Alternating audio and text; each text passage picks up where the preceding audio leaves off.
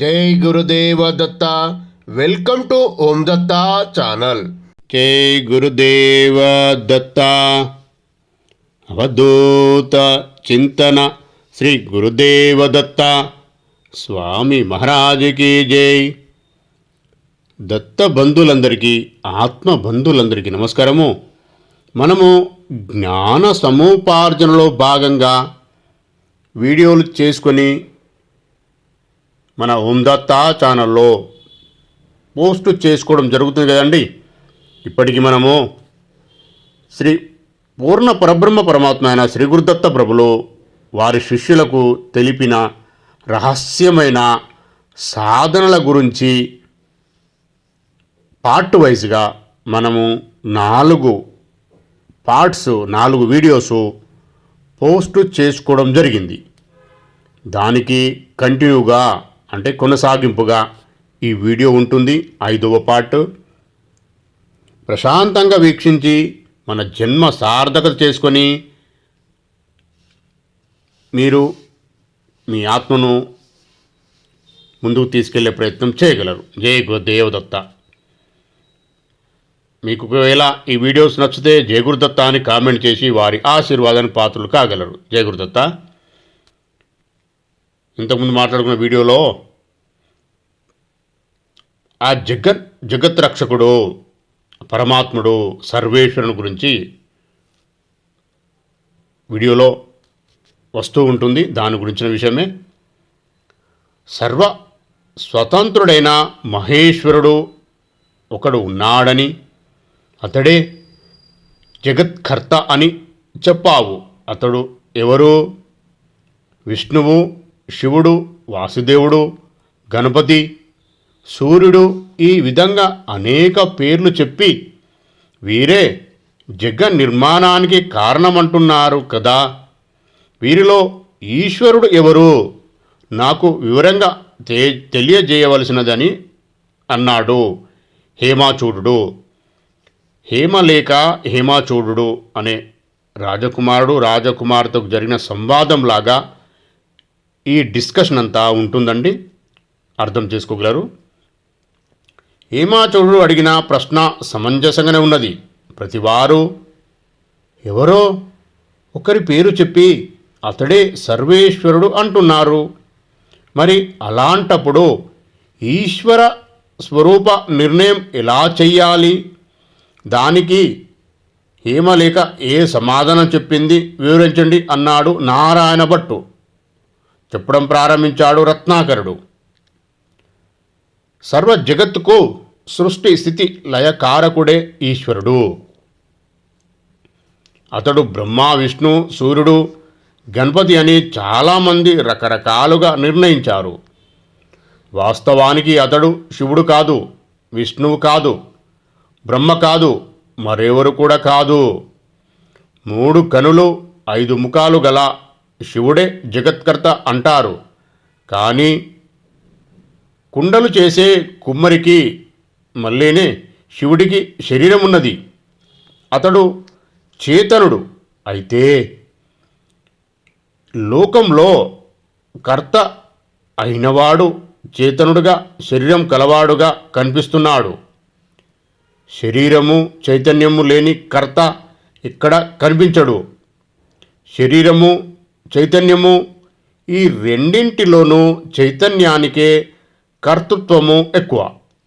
ఎందుకంటే స్వప్నావస్థలో జీవుడు స్థూల శరీరాన్ని వదిలి చైతన్యమయ దేహంతో సమస్తమైన కోరికలు సృష్టిస్తున్నాడు. అందుచేత చిత్స్వరూపమైన ఆత్మకి శరీరం అనేది ఒక కార్యం సాధించడానికి సాధనం మాత్రమే. ఏదైనా కార్యం సాధించాలంటే శరీరం కావాలి. అందుకనే వారికి సంపూర్ణ స్వాతంత్ర్యం లేదు. అదే సర్వ జగత్కర్త అయిన భగవానునికి సంపూర్ణ స్వాతంత్ర్యం ఉంది. సర్వేశ్వరుడు ఏ ఫలితాన్ని ఆపేక్షించి ఈ సృష్టి చెయ్యడు. ఆయనకు శరీరం లేదు, రూపం లేదు, నిరాకారుడు, అశరీరి. కానీ కుండలు చేయడానికి కుమ్మరిలాగా సృష్టి చేయడానికి కూడా ఒక ఉపధాన కారణం కావాలి. దేశము, కాలము, ఇతర సామాగ్రి సాధనంగా చేసుకొని ఈశ్వరుడు లోకాలను సృష్టిస్తాడు అని గనుక అంటే అతడు కూడా జీవుడే అవుతాడు.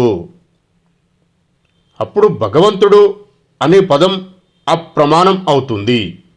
కాబట్టి జగత్ సృష్టికి ముందు ఒక ఉపాదాన కారణం ఉన్నదని, దాని ఆధారంగా ఈ సృష్టి జరిగింది అని చెప్పడం కుదరదు. సృష్టికి పూర్వమే ఈ ఆకారం ఉంటే ఇక ఈశ్వరుడు చేసే సృష్టి ఏమీ లేదు. కాబట్టి దేని సహాయం లేకుండానే ఈశ్వరుడు ఈ సృష్టి చేశాడు.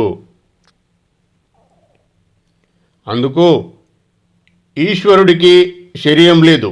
అయితే భక్తులు ఆయనను ఏ రూపంలో ఆరాధిస్తే తాను ఆ రూపం పొందుతాడు. అందుచేత చేతనమే ఈశ్వరుడు, పరాశక్తి ఆయన శరీరం. ఈ చితియే మహాసత్తా సామ్రాజ్ఞి పరమేశ్వరి. ఆమెయే త్రిపుర. ఆమెలోనే ఈ జగత్తంతా భాసిస్తున్నది. ఆమె నుంచే సృష్టించబడి ఆమెలోనే లయమవుతుంది. అందుకే విఘ్నుడు ఆ పరారూపాన్నే ధ్యానించాలి. అది వీలు కాకపోతే తనకిష్టమైన రూపాన్ని ధ్యానించవచ్చు. అప్పుడు సర్వోత్తమ శ్రేయస్సు కలుగుతుంది. ఈ మార్గం వదిలి వేరే మార్గాన్ని ఆశ్రయిస్తే ఎన్ని జన్మలెత్తినా మోక్షం రాదు. ఈశ్వర స్వరూపాన్ని వివరించింది అంటూ 7వ అధ్యాయాన్ని పూర్తి చేశాడు రత్నాకరుడు. గురుగారు, హేమలేఖ పరమేశ్వర స్వరూపాన్ని నిర్ణయించడం ఎలాగో వివరించింది కదా, తర్వాత ఏం జరిగింది అంటూ అడిగాడు నారాయణ భట్టు. చెప్పడం ప్రారంభించాడు రత్నాకరుడు. త్రిపుర స్వరూపమైనటువంటి ఆ పరాతత్వమే మహేశ్వర స్వరూపమని నిశ్చయించుకున్నవాడై మనశ్శాంతిని పొంది త్రిపుర స్వరూపాన్ని మంత్ర తంత్రాలకు గురుముఖాత తెలుసుకొని నిశ్చలమైన భక్తితో ఆ దేవిని ఉపాసన చెయ్యడం ప్రారంభించాడు. ఈ రకంగా కొన్ని నెలలు గడిచాయి. రాకుమారుడు త్రిపురాదేవి అనుగ్రహం పొందాడు. ఆ దేవి కరుణించింది. అతడికి ఐహికమైన భోగాల మీద విరక్తి పుట్టింది. పరతత్వాన్ని గురించి తెలుసుకోవాలనే శ్రద్ధ కలిగింది. ఆ దేవి అనుగ్రహం గనక లేకపోతే పరతత్వ విచారం వైపు మనసు వెళ్ళదు. మోక్షానికి ముఖ్యమైనది ఆలోచించే మనస్సు. అది తత్వం వైపు పోనంత వరకు మానవుడు ఏం చేసినా ఉపయోగం లేదు. ఒకరోజు హేమచూడు ఏకాంతంగా భార్య దగ్గరికి వచ్చాడు. అతడు దేని గురించో తీవ్రంగా ఆలోచిస్తున్నాడు. హేమలేఖ అతడి ఎదురెళ్ళి లోపలికి ఆహ్వానించి ఉచితాసనం అలంకరింపజేసి, నాదా, చాలా కాలానికి వచ్చావు, నీ ఆరోగ్యం బాగున్నదా కదా, ఇంతకాలంగా నా దగ్గరికి రాలేదు, నన్ను చూడకుండా క్షణం కూడా ఉండేవాడివి కాదు, మరి అలాంటిది ఇప్పుడు ఏమైంది, నన్ను వదిలి ఎలా ఉండగలిగావు అంటూ అడిగింది.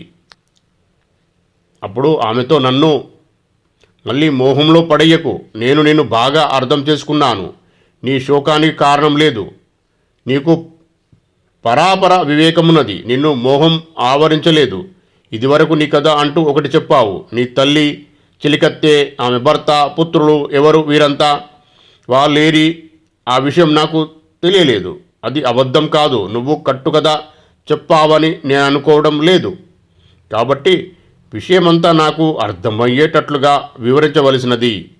ఇప్పుడు నిన్ను శరణు పొంది అడుగుతున్నాను, కాబట్టి అన్యదా భావించకుండా నా అనుమానాలు తీర్చవలసినది అన్నాడు.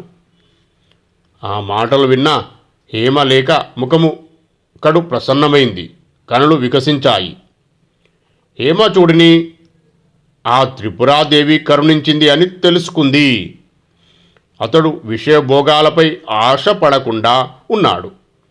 ఆ పరమేశ్వరి శక్తి అతనిలో ఆవహించింది. అతనికి తత్వాన్ని బోధించడానికి ఇది సరైన సమయమని నిశ్చయించుకుని, నాదా, నువ్వు చాలా అదృష్టవంతుడివి, ఈశ్వర అనుగ్రహానికి పాత్రుడైనావు. లేకపోతే భోగాలయందు విముఖత కలగదు. విషయభోగాల మీద విముఖత, తత్వ విచార సుముఖత, ఈ రెండు ఈశ్వర అనుగ్రహం వల్లే కలుగుతాయి. ఇక నా కథ చెబుతాను విను. పరాచితి అంటే ప్రాజ్ఞానమే నా తల్లి. నా సఖి అంటే బుద్ధి. అసతి అంటే అవిద్య, అజ్ఞానము. అసతితోనే బుద్ధి స్నేహం చేసింది. అవిద్య సామర్థ్యం అందరికీ తెలుసు. ఉన్నది లేనట్టు, లేనిది ఉన్నట్టు భ్రాంతి కలగజేస్తుంది. అదే రజ్జు సర్పభ్రాంతి. ఈ అవిద్య కుమారుడే మహామోహము. అతడి కుమారుడు మనసు కల్పన, మనసు యొక్క పెద్ద భార్య. జ్ఞానేంద్రియాలు కల్పన కుమారులు.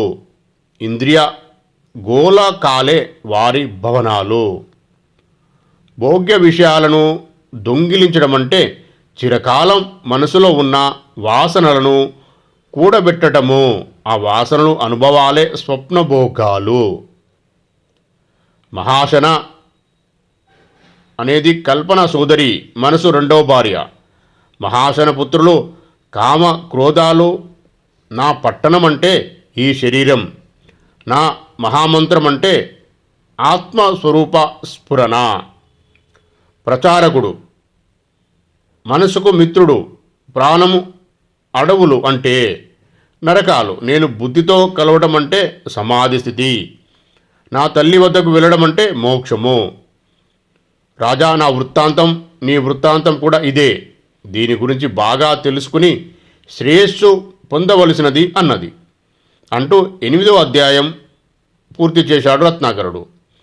గురువుగారు, హేమలేఖ సంసార బంధనాల గురించి తన నాదుడికి వివరించింది కదా, తర్వాత ఏమైంది అన్నాడు. హేమలేఖ మాటలు విన్నా హేమాచూడు చాలా ఆశ్చర్యపోయి గద్గద స్వరంతో, దేవి, నువ్వు చాలా నైపుణ్యం గలదానవు. నీ జ్ఞాన వైభవము అమోఘము, అద్వితీయము. నాకు అనేక విషయాలు తెలియజేశావు. నా వృత్తాంతము ఇది అని నాకు తెలియజెప్పావు. నీ తల్లి అయిన పరాచితి ఎవరు? ఆమెకు ఎందుకని పుట్టుక లేదు? అసలు మన వివరము, మన స్వరూపం ఏమిటి అన్నాడు. దానికి హేమలేఖ, రాకుమారా, ఇది చాలా రహస్యమైన విషయము. అతి జాగ్రత్తగా విను. నిర్మలమైన మనస్సుతో ఆత్మతత్వాన్ని గురించి విచారించు. ఆత్మ అనేది కంటికి కనిపించేది కాదు, వాక్కుతో చెప్పబడేది కాదు. అందుచేత దాని గురించి ఏ విధంగానూ చెప్పలేము. ముందుగా నీ ఆత్మ స్వరూపం గురించి నువ్వు తెలుసుకో. ఆ తర్వాత నీ తల్లి అయిన త్రిపురాదేవి గురించి తెలుసుకుందువు గాని. ఆత్మస్వరూపాన్ని గురించి ఎక్కడ చెప్పబడలేదు, చెప్పేవారు కూడా లేరు. శుద్ధ బుద్ధి స్వరూపమైన నీ స్వరూపమే నీ ఆత్మ. శుద్ధ బుద్ధి అంటే విషయభోగాల వైపు మొగ్గు చూపకుండా ఉండే బుద్ధి. ఆ బుద్ధికి కూడా ఆశ్రయమైనది ఆత్మ. కంటికి కనిపించేదంతా నిషేధిస్తే చివరకు మిగిలేది ఆత్మ. ఆత్మ అనేది అన్ని జీవుల యందు పిపీలికాది బ్రహ్మ పర్యాంతము నిండి ఉన్నది.